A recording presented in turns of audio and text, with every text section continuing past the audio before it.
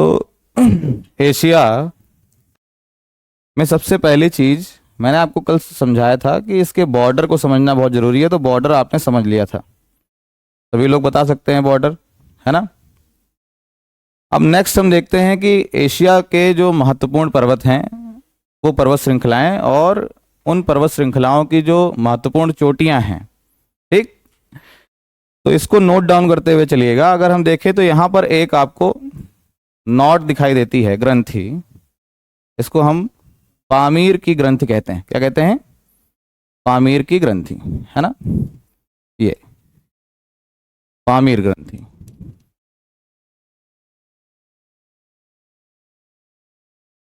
पामीर ग्रंथि को जब आप देखेंगे तो यहां से कई पर्वत श्रृंखलाएं निकलती हुई दिखाई देती हैं। जैसे इधर पूर्व की ओर, दक्षिण पूर्व की ओर एक पर्वत श्रृंखला निकल रही है जो हिमालय के नाम से जानी जाती है, और ये म्यांमार से इस तरीके से विस्तृत है, म्यांमार से होते हुए कई देशों में इसका विस्तार है, जैसे भारत, चीन, तिब्बत, है ना, और भूटान, नेपाल होते हुए, और ये म्यांमार की ओर दक्षिण दिशा में मुड़ जाती है, ठीक।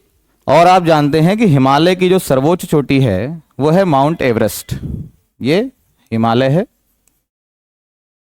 और इसकी सबसे ऊंची चोटी है माउंट एवरेस्ट। इसकी ऊंचाई 8,848 मीटर है ना। विश्व की सबसे ऊंची चोटी है, हिमालय की भी सबसे ऊंची चोटी, और ये विश्व की सबसे ऊंची चोटी है। और अभी रिसेंटली चीन ने और नेपाल दोनों ने इसका जो है ऊंचाई का सर्वे कराया था, तो ये पता चल रहा है कि इसकी जो ऊंचाई है अब कुछ और बढ़ चुकी है। लेकिन अभी फिलहाल के लिए जो हमारे पास डेटा अवेलेबल है उसमें हम 8,848 मीटर ही इसकी ऊंचाई मानते हैं। नेक्स्ट आपको यहाँ पर एक पर्वत श्रृंखला इस तरीके से निकालती हुई दिखाई देती है, ठीक।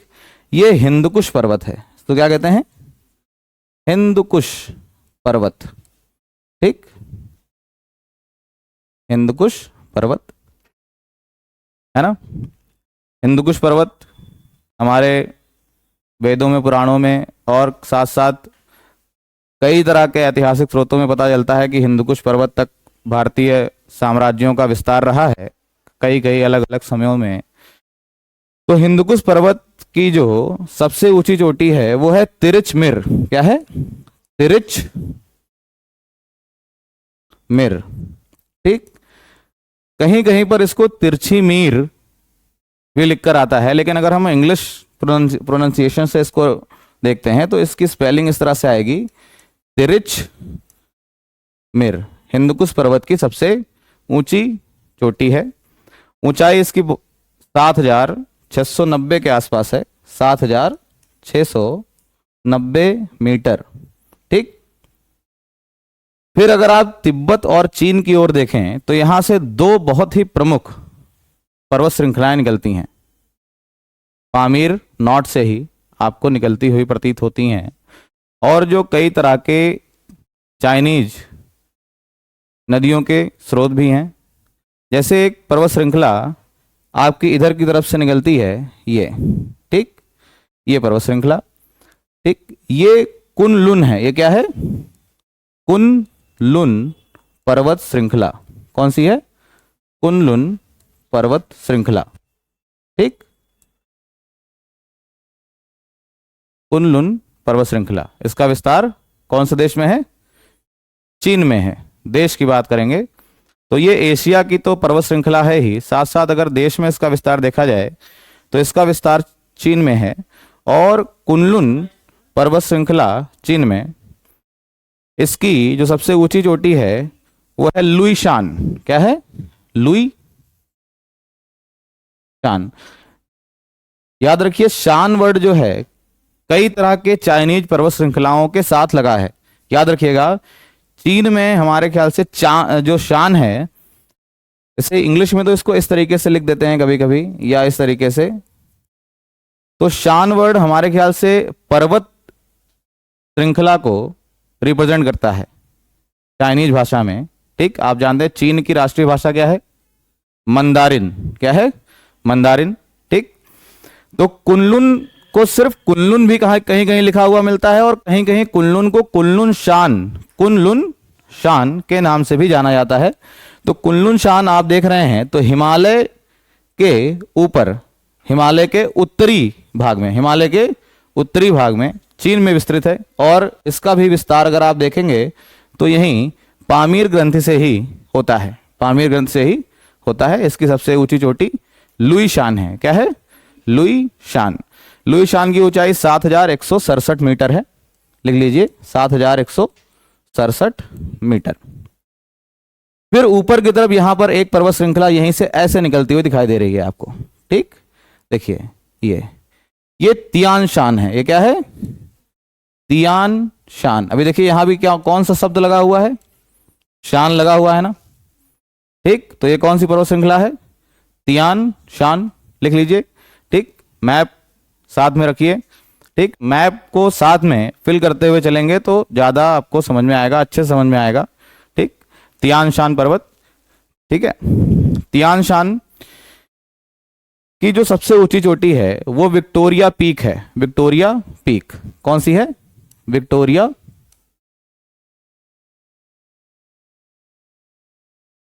पीक। पीक मतलब चोटी। ठीक, विक्टोरिया पीक को एक और नाम से जाना जाता है। कहीं कहीं इसको घेंघिश चोकुशु ऐसे लिख लीजिए, इंग्लिश में लिख दें तो ज़्यादा सही रहेगा उसका प्रोनाउंसिएशन। लिख लीजिए जेंघिश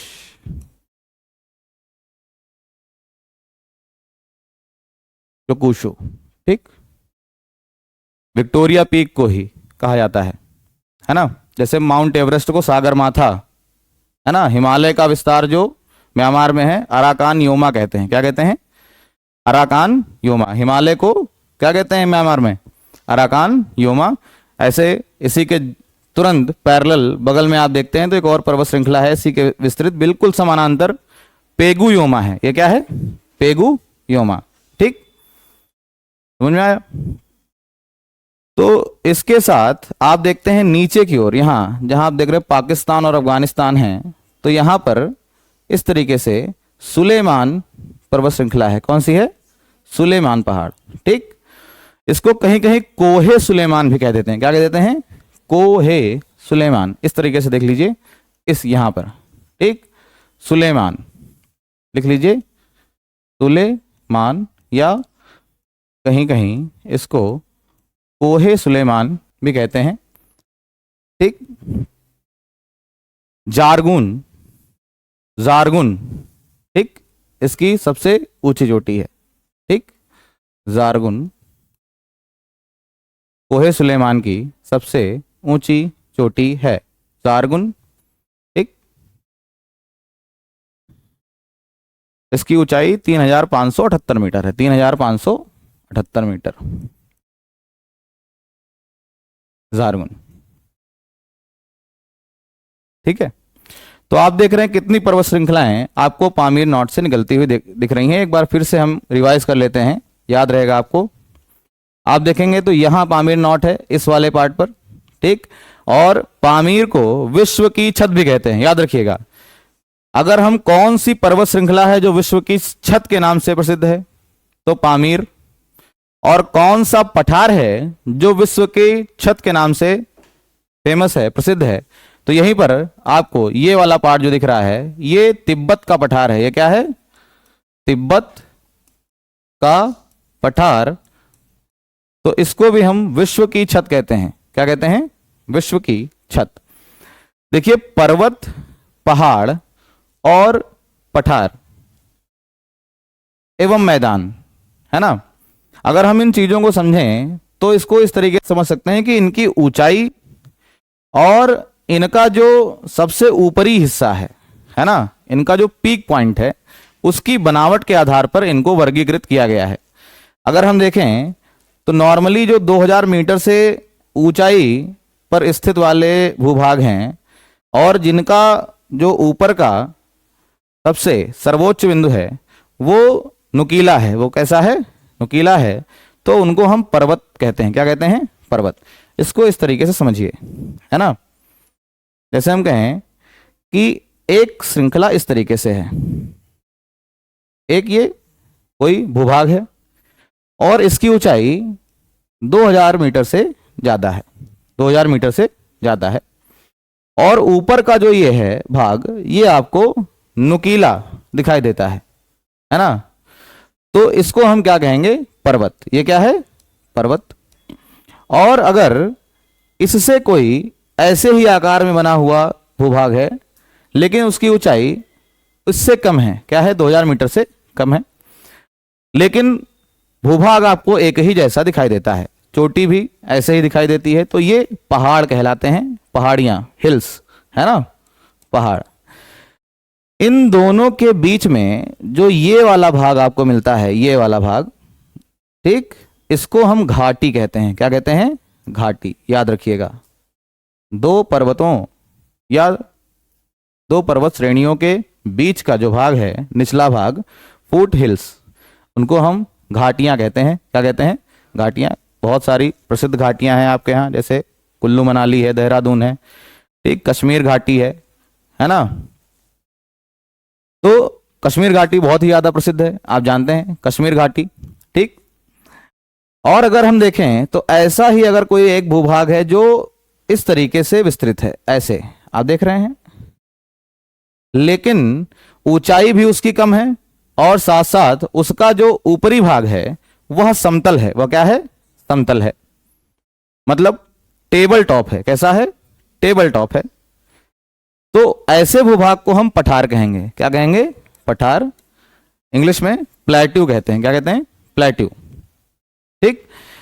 और बहुत कम ऊंचाई है किसी की और भूभाग बिल्कुल समतल है, तो ये मैदान होते हैं। ये क्या होते हैं? मैदान, है ना। जैसे गंगा यमुना का मैदान, सिंधु घाटी का मैदान, ब्रह्मपुत्र का मैदान, है ना।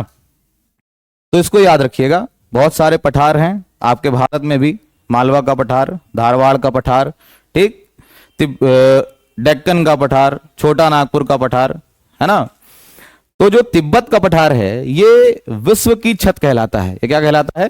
विश्व की छत, है ना। अब यहां से फिर से एक बार रिवाइज कर लेते हैं। ये आपकी जो पर्वत श्रृंखला है ये कौन सी है? हिमालय। हिमालय की सबसे ऊंची चोटी माउंट एवरेस्ट, जिसको सागर माथा के नाम से नेपाल में जाना जाता है, ठीक। ऊंचाई लगभग 8848 मीटर। इसी में आपको तिब्बत के पठार के इस वाले भाग में इधर की तरफ से आपको एक पर्वत श्रृंखला दिखती है जिसको आप कहते हैं कुनलुन। क्या कहते हैं? कुनलुन, है ना। कुनलुन के बाद आपको दिख रहा है ये, है ना, ये पर्वत श्रृंखला। ये वाली पर्वत श्रृंखला जो है ये कौन सी है? बताइए। तियानशियान, अभी बताया है कौन सी पर्वत श्रृंखला है? तियानशियान। और याद रखिएगा, कुनलुन पर्वत श्रृंखला और तियानशियान पर्वत श्रृंखला के बीच में जो एक बेसिन है, बेसिन, ठीक, उसको हम तारिम बेसिन कहते हैं। क्या कहते हैं? Tarim basin. और विश्व का प्रसिद्ध टकलामाकन डेजर्ट, टकलामाकन रेगिस्तान या मरुस्थल इसी भूभाग में स्थित है, यहां पर, इस वाले पार्ट में। ये क्या है? टकलामाकन मरुस्थल, ठीक। ये ऊपर की तरफ आप देखते हैं यहां पर, तो यहां पर इस भाग में आपको गोबी मरुस्थल दिखाई देता है। कौन सा? गोबी। कौन सा? गोबी मरुस्थल। अभी आप देखें तो नीचे की तरफ एक पर्वत श्रृंखला इस तरीके से जा रही है। कौन सी है? बताइए जल्दी से। हिंदुकुश पर्वत। कौन सी? हिंदुकुश पर्वत। यहां पर आप देखते हैं ये सुलेमान पर्वत है। कौन सा है? सुलेमान पर्वत है। और सुलेमान पर्वत के नीचे थोड़ा सा यहां पर आपको किरथर की पहाड़ियां, किरथर पर्वत, है ना, पाकिस्तान में फैला हुआ है किरथर, ठीक। याद रखिएगा, किरथर का विस्तार कौन से देश में है? पाकिस्तान में है, ठीक। पाकिस्तान नहरों का देश, क्या कहते हैं? नहरों का देश, ठीक। चलिए, समझ में आया? ये पहाड़, पर्वत और जो भी मरुस्थल हैं आप देखेंगे तो बहुत ज़्यादा मरुस्थल आपके इसमें एशिया में उतने नहीं है। आपका एक थार का मरुस्थल भारत में, टकलामाकन मरुस्थल, गोबी का मरुस्थल, ठीक, और कुछ छोटे मोटे और भी मरुस्थल हैं जो मैं आपको लिखवा दूंगा। नेक्स्ट देखते हैं, तो ऊपर की तरफ अगर आप देखेंगे थोड़ा सा और, तो यहां पर आपको एक पर्वत श्रृंखला दिख रही है जिसको अल्टाई माउंटेन्स कहते हैं। क्या कहते हैं? Altai mountains. और ये जो देश है ये मंगोलिया है। ये क्या है? मंगोलिया। तो अल्टाई माउंटेन्स जो हैं वो कौन से देश में फैले हुए हैं? कौन से? मंगोलिया। मैंने बताया था मुगल शब्द की उत्पत्ति मंगोल शब्द से हुई है। किससे हुई है? मंगोल शब्द से हुई है। आप जानते हैं बाबर के पिता उमर शेख मिर्जा, है ना, चगताई तुर्क थे और उनकी माता मंगोलियन समुदाय से बिलोंग करती थी, इसीलिए बाबर ने अपने वंश को मुगल कहा। क्या कहा? मुगल, या इनके वंश को मुगल कहा जाता है। वो अपने आप को चंगेज खान का वंशज मानता था। ठीक, चलिए, तो ये अल्टाई माउंटेन्स हैं। अल्टाई माउंटेन्स में लिख लीजिएगा ये इनर मंगोलिया, मतलब मंगोलिया के अंदर फैले हुए हैं, मंगोलिया देश में विस्तृत हैं। ठीक, अल्टाई माउंटेन्स का विस्तार मंगोलिया देश में है। ठीक, चलिए, समझ में आया? चलिए,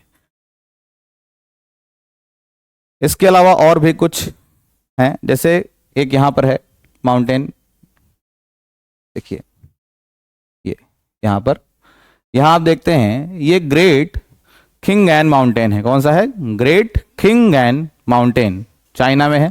ठीक, ग्रेट खिंगैन के बाद ये सब बहुत ज़्यादा महत्वपूर्ण नहीं है, सिर्फ इनका नाम याद रखिएगा। ये कभी एग्जाम में पूछे नहीं गए, ये बहुत बड़ी परीक्षाओं में पूछे जा सकते हैं। हमें नहीं लगता कि यूपीपी जैसी परीक्षा में इस तरह के पर्वतों को पूछा जा सकता है, क्योंकि आप अगर देखें तो पर्वत भी बहुत हैं, बहुत ज़्यादा पर्वत हैं। ठीक, याद करना उतना आसान नहीं है ना। फिर भी जानकारी के लिए रखिएगा, दिमाग में एक शब्द बैठा के रखिए कि ये जो खिनगैन, कौन सा? खिनगैन माउंटेन है, ये कहाँ पर है? एशिया में। ये शब्द भी आपको कुछ चाइनीज जैसा ही लग रहा होगा, है ना, तो को रिलेट करके बता सकते हैं कि कहाँ होगा? चाइना में होगा, है ना। चलिए, खिनगैन के बाद ठीक चैंग बाई शान, यहां देखेंगे आप तो चैंग बाई शान पर्वत है। कौन सा है? चैंग बाई शान। नोट, पर्वतों का नाम नोट करते रहिए, है ना, क्योंकि जब आप पढ़ेंगे, रिवाइज करेंगे, तो इन पर्वतों का नाम एक बार आप जरूर पढ़ेंगे। और अगर बाय द वे क्वेश्चन ये पूछ लिया गया तो आपको याद रहेगा कि ये एशिया में है और चीन में इसका विस्तार है ना। ब्रैकेट में कहीं चीन लिख लीजिए। ठीक, चैंग बाई पर्वत, चैंग बाई माउंटेन। फिर आप देखते हैं, मैंने बताया था विश्व का सबसे कोल्डेस्ट प्लेस, सबसे ठंडा स्थान, मैंने बताया बरखोयांस्क। क्या है? बरखोयांस्क। तो आप जब यहां देखेंगे तो ये जो है ये बरखोयांस्क पर्वत श्रृंखला है। क्या है? बरखोयांस्क पर्वत श्रृंखला। ठीक, और यहीं पर वो प्लेस है बरखोयांस्क जो विश्व का सबसे ठंडा स्थान है। तो बरखोयांस्क एक पर्वत भी है। क्या है? पर्वत, है ना। चलिए, इसके बाद आप यहां देखते हैं लाओस के साइड में, यहां पर एक पर्वत आपको छोटा सा दिखता है। ठीक, है ना, ये अन्नामिते पर्वत है। कौन सा है?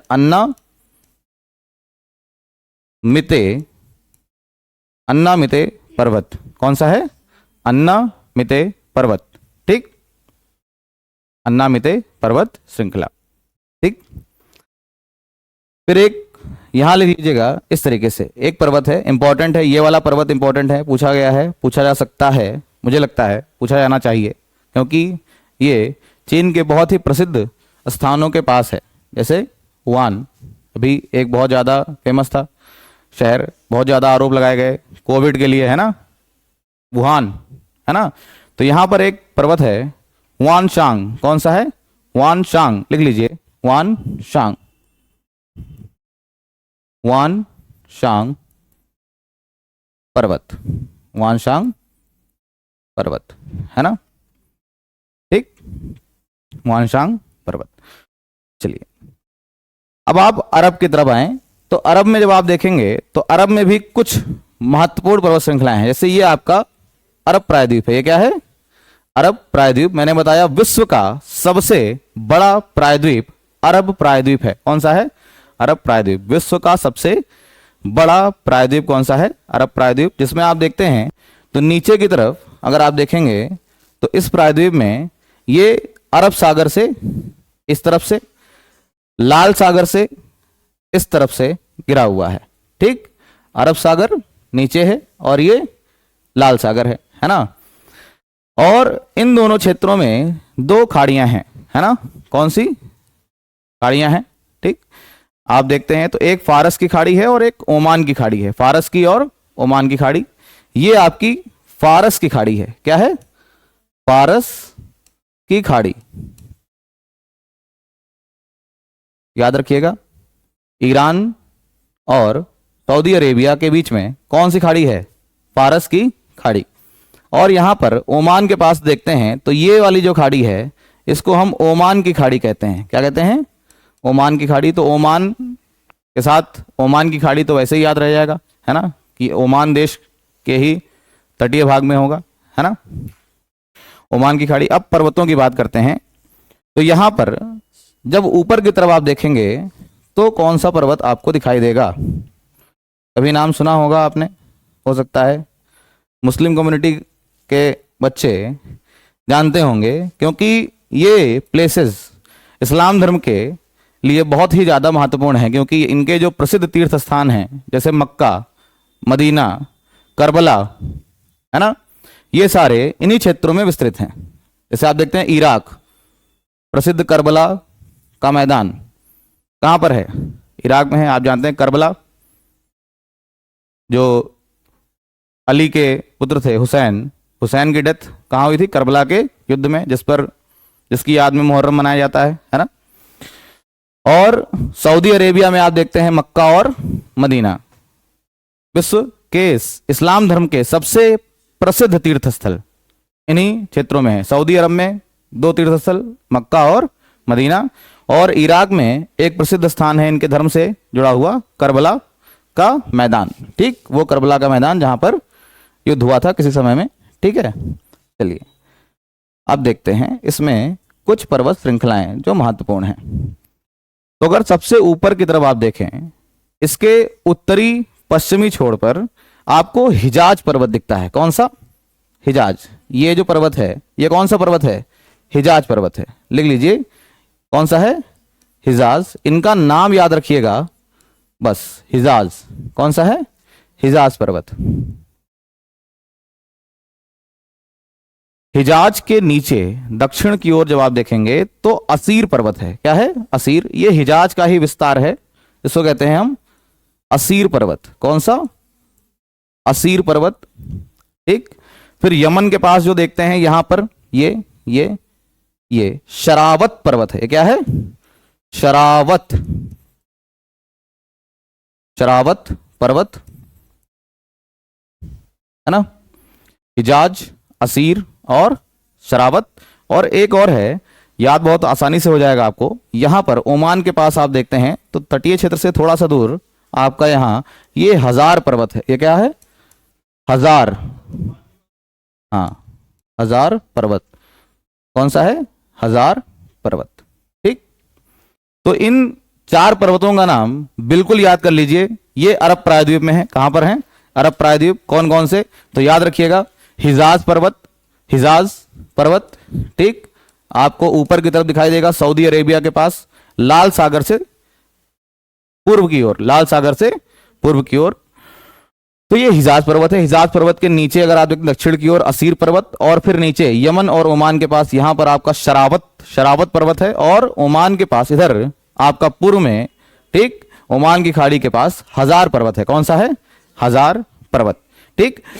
ऊपर की तरफ आप देखते हैं तो मैंने आपको बताया था यहां पर ये कौन सा पर्वत है, बताइए, बहुत प्रसिद्ध, मैंने बताया था कॉकेसस। कौन सा है, कॉकेसस पर्वत। कौन सा है, कॉकेसस, नोट कर लीजिएगा, कॉकेसस पर्वत, ठीक। और जब आप टर्की को देखते हैं, तुर्की, कौन सा है ये, तुर्की। इस देश का क्या नाम है, तुर्की, क्योंकि ये नाम बदल गया, पहले क्या था, टर्की, है ना। एक अपमानजनक होने की वजह से कई सारे मुहावरे, कई सारी कहावतें तुर्की के लिए, जैसे उसके नाम पर कई सारे मुहावरे अपमानजनक बनाए गए, कई सारे टाइटल्स दिए गए, है ना। इसीलिए उन्होंने अपना नाम टर्की से चेंज करके तुर्की कर दिया, ठीक। यहां पर उत्तर और दक्षिण में दो पर्वत श्रृंखलाएं हैं, बहुत ही प्रसिद्ध हैं, पूछी जा सकती हैं। तो याद रखिएगा, पॉन्टिक और टॉरस। क्या है? पॉन्टिक और टॉरस। तो आप ऊपर की तरफ जब आप यहां देखते हैं तो ये पॉन्टिक पर्वत है। ये क्या है? पॉन्टिक। ठीक। और नीचे की तरफ जब आप देखते हैं तो ये टॉरस पर्वत है। ये क्या है? टॉरस पर्वत है। ठीक। चलिए, पॉन्टिक और टॉरस। तो इन चीजों को याद रखिएगा। अगर टर्की के आसपास पूछा जाए तो आपका पॉन्टिक टर्की के उत्तर में, पॉन्टिक टर्की के दक्षिण में, टॉरस कौन सा पर्वत? टॉरस। और फिर अरब प्रायद्वीप में हिजाज पर्वत, असीर पर्वत, शरावत पर्वत, हजार पर्वत, और ऊपर यहां देखेंगे अजरबैजान और इधर साइड में तो ये कौन सा है? कॉकेशस पर्वत है। याद रखिएगा, इस तरह से प्रश्न अगर पूछ लिया कौन सा पर्वत है जो ब्लैक सी और कैस्पियन सी के मध्य में है, काला सागर और कैस्पियन सागर के मध्य में कौन सा पर्वत है? कॉकेशस। कौन सा है? कॉकेशस पर्वत। ठीक। काला सागर और कैस्पियन सागर के मध्य में है। फिर आपको यहां पर एक और प्रसिद्ध पर्वत है, बहुत ही ज्यादा याद रखिएगा, ये एल्ब्रुस है। ये क्या है? एल्ब्रुस। एल्ब्रुस पर्वत। ठीक। चलिए, समझ में आ गया? ऊपर की ओर जब देखते हैं तो कई सारे सागर दिखाई देते हैं जो रूस की ओर हैं, रूस के उत्तरी भाग में, है ना?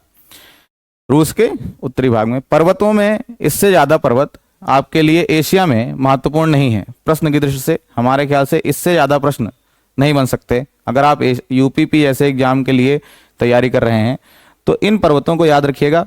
हालांकि जब भारत के पर्वतों की चर्चा होगी, अभी भारत के पर्वतों को अलग से हम पढ़ेंगे, तो हम देखेंगे जैसे हिमालय का पूरा विस्तार में बढ़ाऊंगा, हिमालय की पर्वत श्रृंखलाएं जो उत्तर से दक्षिण की ओर विभाजन और पूर्व से पश्चिम से पूर्व की ओर का जो विभाजन है। ठीक। और साथ साथ जो अंदर की पर्वत श्रृंखलाएं हैं, जैसे अरावली है ना? अरावली पर्वत श्रृंखला है। अरावली के बाद आपका ये विंध्य पर्वत, सतपुड़ा पर्वत, ये पश्चिमी घाट, पूर्वी घाट, है ना? तो महादेव पहाड़ियां, मैकाल पर्वत, अमरकंटक, ये सब चीजें हम भारत में विस्तृत रूप से चर्चा करेंगे। अभी एशिया पढ़ रहे हैं तो सिर्फ जो बड़े और महत्वपूर्ण पर्वत हैं एशिया की दृष्टि से उसी को कवर कर रहे हैं। ठीक। अब इससे जो जुड़े हुए कुछ महत्वपूर्ण प्रश्न नदियों से बन सकते हैं, उसको नोट कर लीजिए। ठीक। जो प्रसिद्ध नदियां हैं एशिया में, तो सबसे पहली नदी है आमू दरिया। नोट करिए, पहला नदी का नाम जो है आमू दरिया है। ठीक। आमू दरिया ये आपका अगर देखेंगे तो अफगानिस्तान, ये पामीर के नॉर्थ से निकलती है। याद रखिएगा, कहां से निकलती है? पामीर ग्रंथ से, यहां से।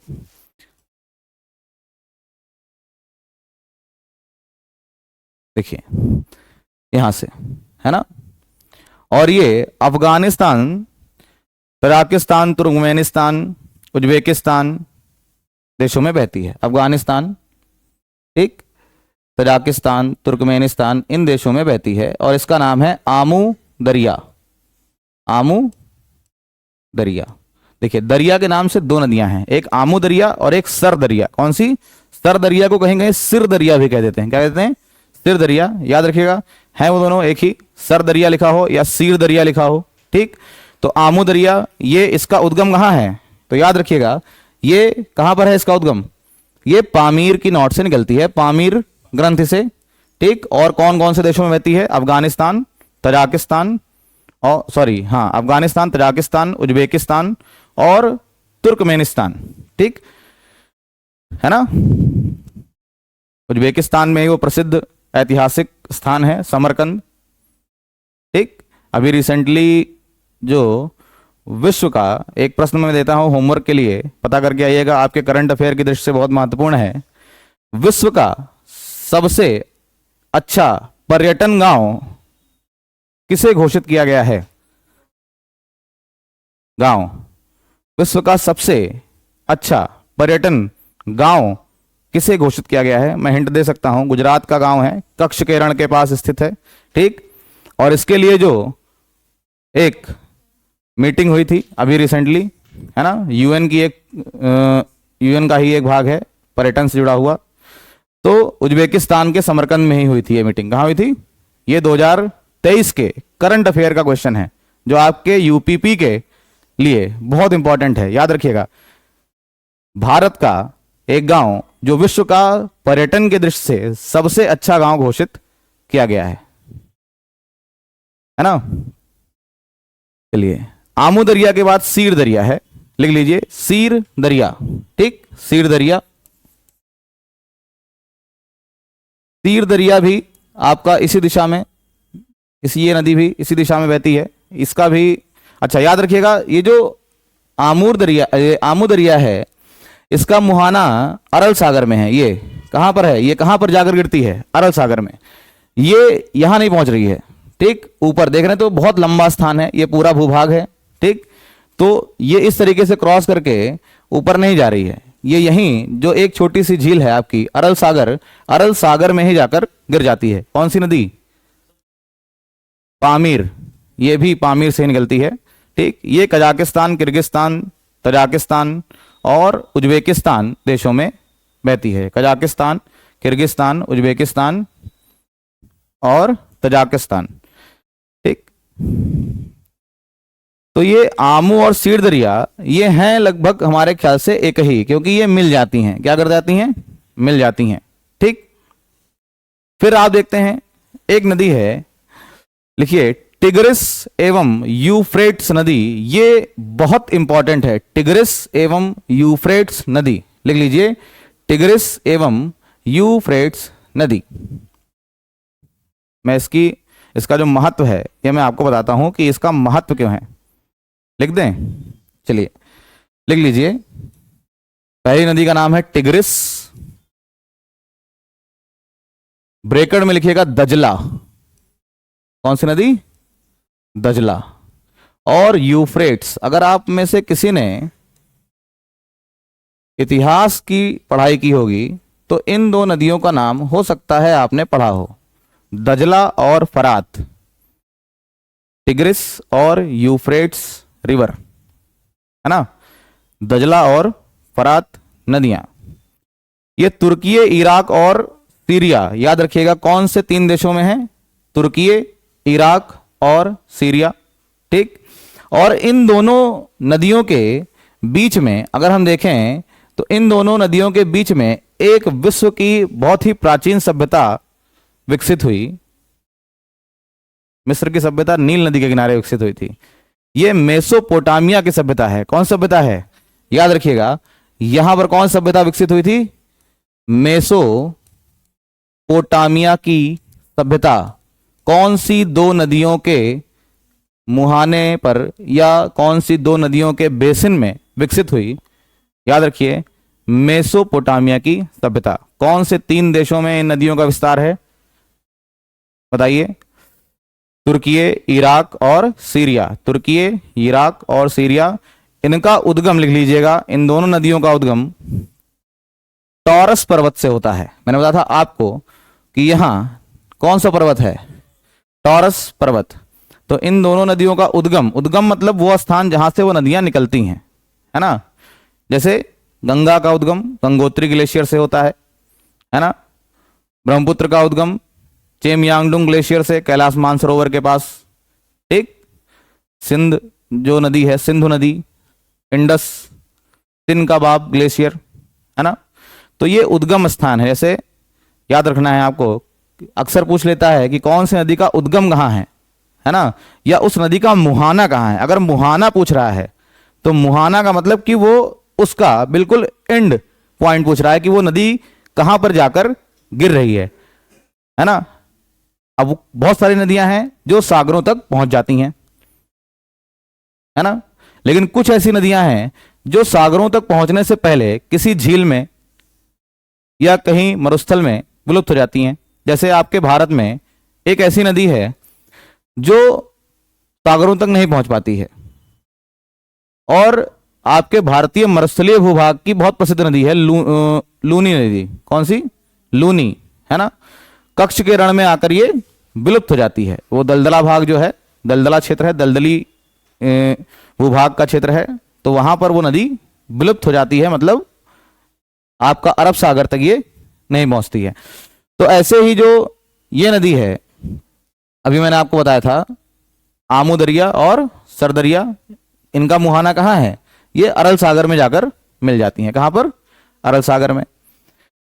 तो याद रखिएगा, टिग्रिस और यूफ्रेट्स, दजला और फरात, ऐसे पूछ सकता है निम्न में से कौन सी नदी को दजला नदी के नाम से जाना जाता था? टिग्रिस नदी, है ना? या निम्न में दजला और फरात या टिग्रिस और यूफ्रेट्स नदी के बीच में कौन सी प्राचीन सभ्यता का विकास हुआ? मेसोपोटामिया की सभ्यता। जैसे चीन की सभ्यता, वांगहो, कौन सी रिवर? वांगहो रिवर, है ना? है ना? वांगहो रिवर के किनारे। सिंधु घाटी की सभ्यता, सिंधु नदी के किनारे, है ना? मिस्र की सभ्यता का विकास नील नदी के किनारे। कौन सी नदी? नील नदी के किनारे।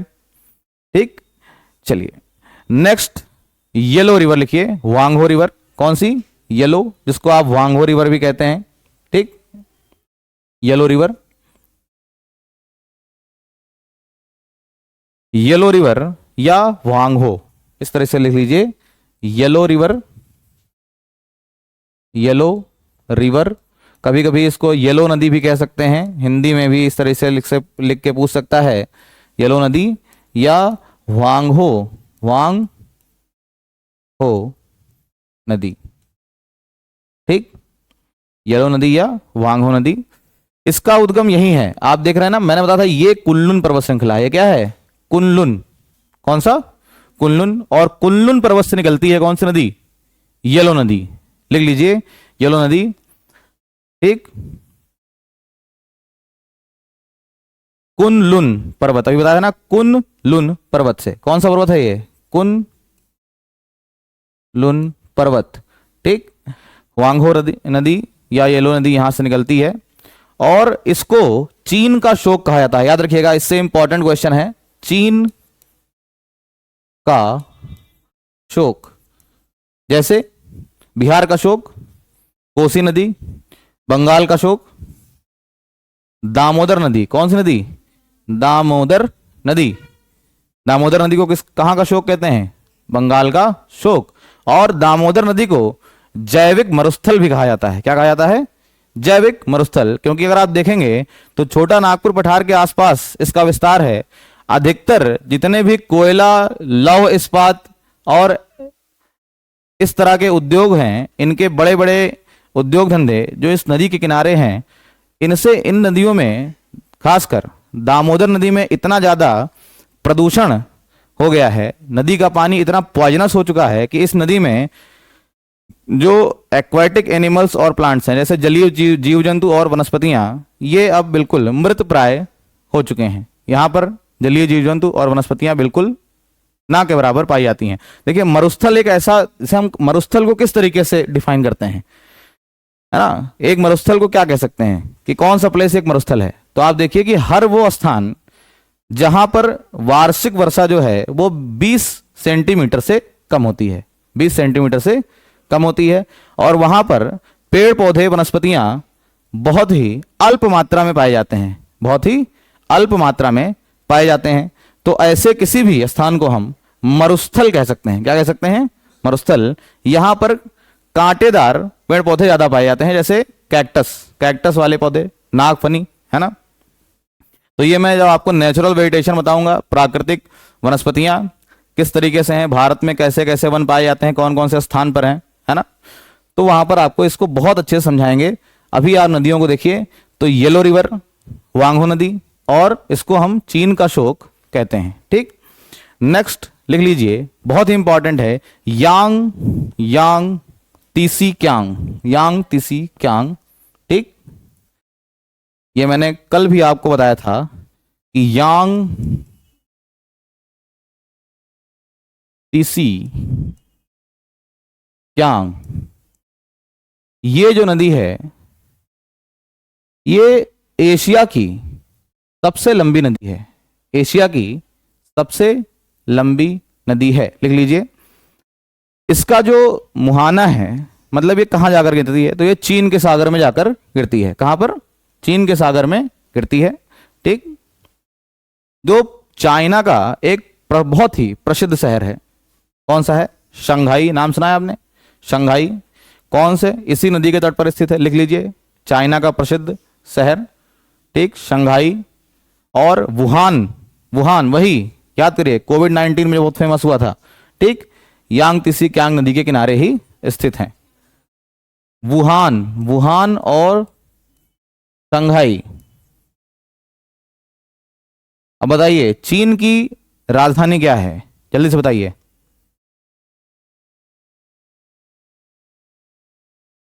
बीजिंग। अब इतना तो आपको आना ही चाहिए कि आप अपने पड़ोसी देशों की राजधानियां तो कम से कम आपको याद होनी चाहिए ही चाहिए। तो चीन की राजधानी बीजिंग। अब अगर पूछ लिया प्रश्न में कि चीन की राजधानी जो है बीजिंग किस नदी के तट पर स्थित है, बताइए जल्दी से। नहीं, बहुत अच्छा नाम है, ठीक। इंग्लिश में तो उसको सिर्फ ऐसे लिख सकते हैं, ऐसे, हाई नदी। कौन सी है, हाई नदी, कहीं नोट कर लो, ठीक, हाई नदी। चीन की राजधानी बीजिंग कौन सी नदी के तट पर स्थित है, हाई नदी, ठीक है। चलिए फिर बात करते हैं हम नेक्स्ट, इरावदी नदी। मैं भारत की नदियों को अभी छोड़ रहा हूं क्योंकि आप देखेंगे मैंने कुछ नदियों का नाम नहीं लिया, जैसे जो आपकी इंडस रिवर है, ये आपकी ब्रह्मपुत्रा रिवर है और ये आपका गंगा रिवर है। तो इन नदियों को हम अलग से पढ़ने वाले हैं विस्तृत रूप में, तो इसको अभी यहां पर हम चर्चा नहीं करेंगे।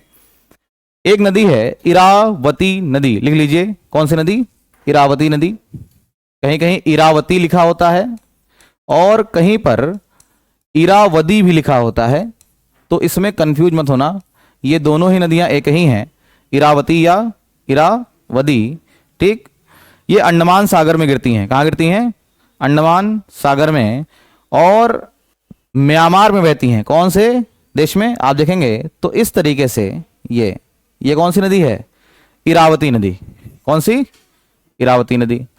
अब इरावती नदी के अगर जस्ट पास में देखें तो एक नदी है साल्वीन नदी, लिख लीजिए, साल्वीन नदी। बिल्कुल अगर आप देखेंगे तो बिल्कुल पैरेलल तीन नदियां यहां आपको बिल्कुल समानांतर बहती हुई प्रतीत होती हैं, जैसे इरावती, साल्वीन, और फिर यहां से एक नदी आती है मीकांग रिवर, बहुत ही अच्छी रिवर है, बहुत फेमस रिवर है, ठीक। कौन सी, मीकांग। तो पहले आप लिखिए साल्वीन नदी म्यांमार में, उद्गम तिब्बत के पठार से होता है, मुहाना अंडमान सागर में है। और साल्वीन नदी में एक पॉइंट नोट कर लेना, ये म्यांमार की सबसे लंबी नदी है, म्यांमार की सबसे लंबी नदी है, ठीक, म्यांमार की सबसे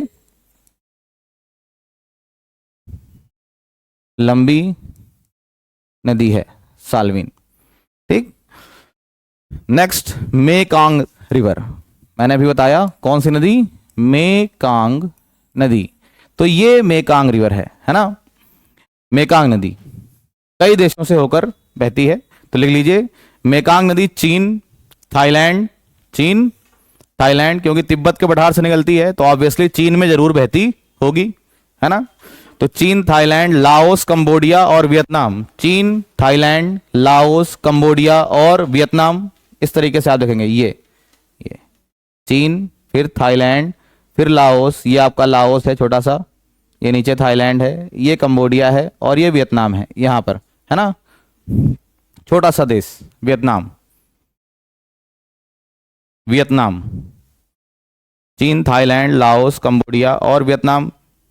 हिस्ट्री से एक बहुत अच्छा क्वेश्चन कंबोडिया से बनता है ना। विश्व प्रसिद्ध अंकोर वाट का मंदिर कहां स्थित है, याद रखिएगा, अंकोर वाट का मंदिर कंबोडिया में स्थित है, कहीं ब्रैकेट में इसको नोट डाउन कर लो। विश्व प्रसिद्ध Angkor Wat temple, Angkor Wat का मंदिर कंबोडिया में स्थित है, ठीक। जहां तक मैं जानता हूं ये विष्णु जी का मंदिर है, किसका है, विष्णु जी का मंदिर है, हिंदुओं का के प्रसिद्ध जो है देवी देवताओं में, कंबोडिया, ठीक। इसमें एक पॉइंट नोट करिए, कंबोडिया की राजधानी नाप ने, कंबोडिया की राजधानी नापनेन